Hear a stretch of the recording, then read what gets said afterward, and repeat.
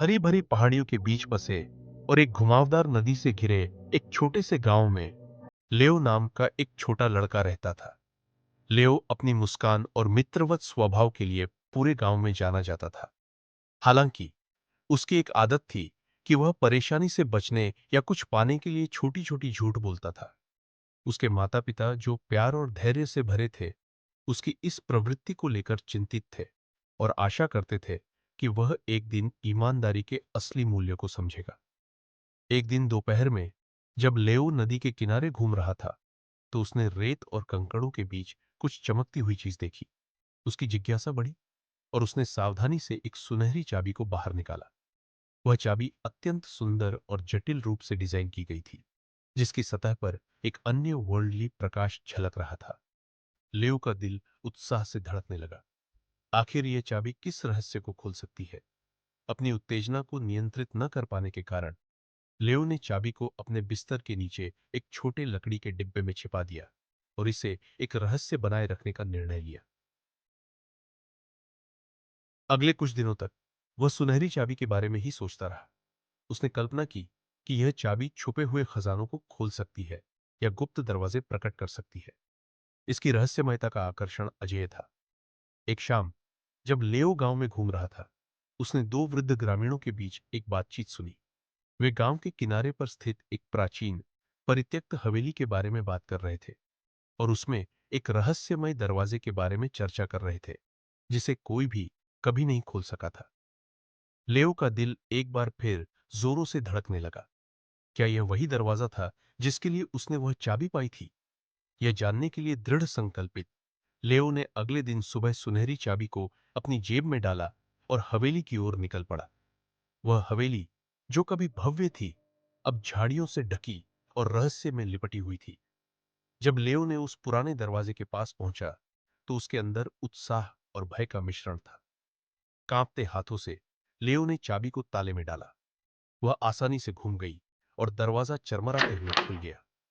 अंदर हवेली अंधेरी और धूल से भरी हुई थी, पुराने समय की निशानियों से भरी हुई। छत से जाले लटके हुए थे और फर्श हर कदम पर चरमरा रहा था। लेओ ने धुंधली रोशनी में भटकते हुए अपना रास्ता बनाया, जिसे केवल चाबी की मंद रोशनी ने मार्गदर्शित किया। आखिरकार लेओ एक विशाल हॉल में पहुंचा, जिसकी छत ऊंची थी। उसके भव्यता के बावजूद वह अब क्षय हो चुकी थी। कमरे के बीचों बीच एक बड़ा सा बक्सा रखा हुआ था, जो धूल और जालों से ढका हुआ था। लेओ का दिल उत्साह से धड़कने लगा। उसने बड़ी सावधानी से चाबी का उपयोग कर बक्से को खोलना शुरू किया और उसका ढक्कन चरमराते हुए खुल गया। अंदर सिक्कों और जवाहरातों की एक चमकदार संपत्ति थी, जो धुंधली रोशनी में चमक रही थी। लेओ की आंखें आश्चर्य से चौड़ी हो गई। उसने कल्पना की कि इस खजाने से वह कितने अद्भुत काम कर सकता था। लेकिन जैसे ही उसने कुछ सिक्कों को उठाने के लिए हाथ बढ़ाया, एक चिंताजनक विचार उसके मन में आया। क्या यह खजाना किसी और का हो सकता है? क्या यह किसी ऐसे व्यक्ति का था जो अभी भी इसे ढूंढ रहा था?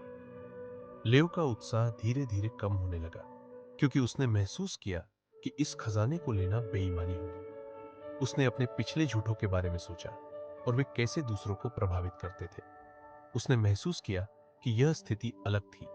यह किसी और की संपत्ति के बारे में थी और वह जानता था कि इसे लेना गलत था।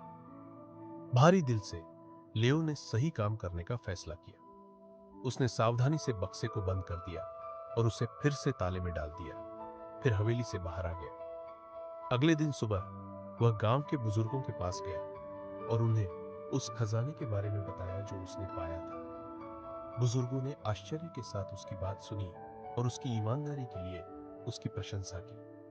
उन्होंने खजाने के मूल की जांच करने की जिम्मेदारी ली। गहन जांच के बाद बुजुर्गों ने पाया कि वह बक्सा एक ऐसे परिवार का था जो कई साल पहले गांव छोड़ चुका था। परिवार अपनी खोई हुई संपत्ति को पाकर बेहद खुश हुआ। उन्होंने लियो की ईमानदारी के लिए उसका धन्यवाद किया और उसकी नैतिक साहस की सराहना की। जैसे ही लियो और ग्रामीणों ने इस रोमांचक घटना पर विचार किया, उन्होंने महसूस किया कि खजाने का असली मूल्य इसके भौतिक मूल्य में नहीं था, बल्कि ईमानदारी और सम्मान के सबक में था। लेओ का साहस और ईमानदारी अब गांव में उसकी पहचान बन गई थी। वह अब अपने छोटे झूठों के लिए नहीं, बल्कि अपनी उच्च नैतिकता के लिए जाना जाता था। वह सुनहरी चाबी, जो कभी लेओ की जिज्ञासा और शरारत की प्रतीक थी, अब ईमानदारी के महत्वपूर्ण पाठ का प्रतिनिधित्व करती थी। लेओ एक सम्मानित और प्रिय व्यक्ति बन गया, जो अपनी दौलत के लिए नहीं, बल्कि अपने चरित्र की दृढ़ता के लिए सम्मानित हुआ। एक शाम, जब लेओ अपने घर से गांव की ओर देख रहा था, उसने उस रोमांच और चाबी को याद किया जिसने उसे इतने महत्वपूर्ण सबक सिखाया था। वह चाबी अब एक प्रिय स्मृति बन गई थी, उसकी यात्रा और ईमानदारी के सच्चे मूल्य की याद दिलाती थी। लेओ की कहानी गांव से बहुत दूर तक फैली, दूसरों को ईमानदारी और साहस के साथ कार्य करने के लिए प्रेरित करती थी। वह केवल उस रोमांच के लिए ही नहीं, बल्कि उसने जो नैतिक दृढ़ता दिखाई थी, उसके लिए भी जाना गया।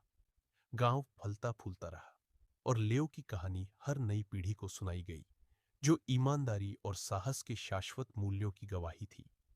सालों बीत गए और लेओ गांव में एक नेता बन गया, जो अपनी बुद्धिमत्ता और ईमानदारी के लिए जाना जाता था।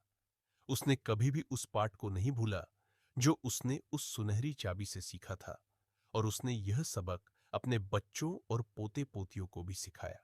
एक दिन गांव का एक छोटा लड़का लेओ के पास आया और उससे सलाह मांगी। लड़के को एक कीमती वस्तु मिली थी जो उसकी नहीं थी, और वह उसे अपने पास रखने के लिए लालायित था। लेओ ने मुस्कुराकर लड़के को सुनहरी चाबी की कहानी सुनाई। ईमानदारी और सत्यनिष्ठा का असली मूल्य किसी भी खजाने से कहीं अधिक है। लेओ ने कहा, याद रखना, यह मायने नहीं रखता कि तुम क्या पाते हो, बल्कि यह मायने रखता है कि तुम इसके साथ क्या करते हो। यही तुम्हारे चरित्र को परिभाषित करता है। लड़के ने ध्यान से सुना और सही फैसला किया।